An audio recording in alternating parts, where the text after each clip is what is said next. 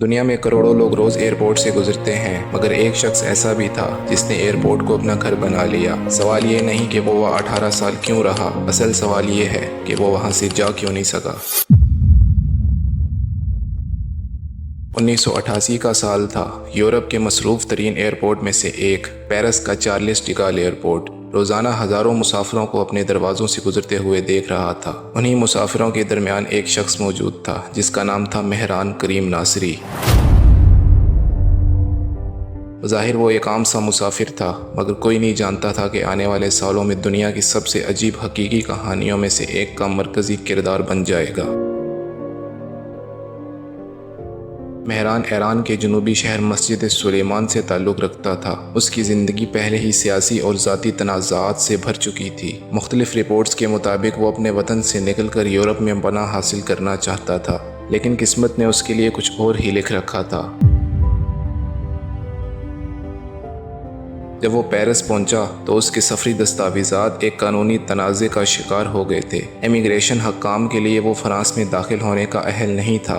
دوسری طرف اس کے پاس ایسے کاغذات بھی نہیں تھے جن کی بنیاد پر وہ کسی دوسرے ملک بھیجا جا سکے۔ یوں وہ ایک عجیب قانونی خلا میں پھنس گیا۔ وہ نہ فرانس میں داخل ہو سکتا تھا، نہ واپس جا سکتا تھا، نہ کہیں اور سفر کر سکتا تھا۔ ایک انسان جو تکنیکی طور پر کہیں کا بھی نہیں رہا تھا۔ شروع میں سب کو لگا کہ یہ مسئلہ چند دنوں میں حل ہو جائے گا، پھر چند دن ہفتوں میں بدل گئے، ہفتے مہینوں میں اور مہینے سالوں میں۔ مہران نے ایئرپورٹ کے ٹرمینل 1 کے ایک حصے کو اپنی مستقل رہائش بنا لیا۔ اس کے پاس چند بیگ، کچھ کپڑے اور کتابوں کا ایک چھوٹا سا ذخیرہ تھا۔ وقت گزرنے کے ساتھ اس کی روزمرہ زندگی بھی ایک عجیب معمول میں تبدیل ہو گئی تھی۔ وہ صبح اٹھتا، ایئرپورٹ کے واش روم میں جا کر خود کو تیار کرتا، کئی گھنٹے کتابیں پڑھتا، اخبارات جمع کرتا اور پھر اپنی ڈائری میں روزانہ کے واقعات لکھتا۔ ایئرپورٹ کا عملہ اسے اتنا جاننے لگا تھا کہ بعض ملازمین اسے نام سے پکارتے تھے، کچھ دکاندار اسے مفت کھانا دیتے تھے، کبھی کوئی مسافر اس کے لیے کپڑے لے آتا اور کبھی کوئی صحافی اس کی کہانی سننے پہنچ جاتا۔ لیکن ان تمام برسوں میں ایک چیز نہیں بدلی، وہ ایئرپورٹ سے باہر نہیں جا سکا۔ دلچسپ بات یہ ہے کہ کئی مسافر جو سالوں بعد دوبارہ ایئرپورٹ پر آتے، حیران رہ جاتے کہ وہی شخص اب بھی اس جگہ موجود ہے۔ جیسے وقت پورے ایئرپورٹ میں آگے بڑھ رہا تھا، مہران کی زندگی ایک ہی مقام پر رک چکی تھی۔ 1990 کی دہائی تک مہران کی کہانی عالمی میڈیا تک پہنچ چکی تھی۔ اخبارات، ٹی وی چینلز اور ڈاکیومنٹری ساز اس کی انٹرویوز لینے لگے۔ وہ ایک قانونی مسئلے سے بڑھ کر انسانی بقا کی علامت بن گیا تھا۔ لوگ حیران تھے، آخر ایک انسان اتنے طویل عرصے تک ایک ٹرمینل میں رہ کر زندگی کیسے گزار سکتا ہے؟ اسی دوران کئی وکلاء اور انسانی حقوق کی تنظیموں نے اس کی مدد کرنے کی کوشش کی۔ کئی مرتبہ ایسے مواقع بھی آئے جس میں ایسا محسوس ہوا کہ وہ اب آزاد ہو جائے گا، لیکن کہانی ایک غیر متوقع موڑ لیتی ہے۔ کچھ رپورٹس کے مطابق جب اس کے لیے نئے کاغذات تیار کیے گئے تو اس نے انہیں قبول کرنے میں ہچکچاہٹ دکھائی۔ 18 سال ایک ہی ماحول میں گزارنے کے بعد شاید اس کی پوری شناخت اس جگہ سے جڑ چکی تھی۔ یہ وہ مرحلہ تھا جہاں کہانی صرف قانونی دستاویزات کی نہیں رہی تھی، یہ انسانی نفسیات کی کہانی بن چکی تھی۔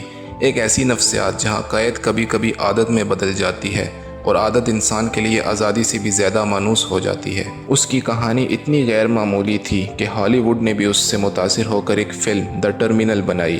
فلم نے دنیا بھر میں شہرت حاصل کی، لیکن حقیقت فلم سے کہیں زیادہ حیران کن تھی،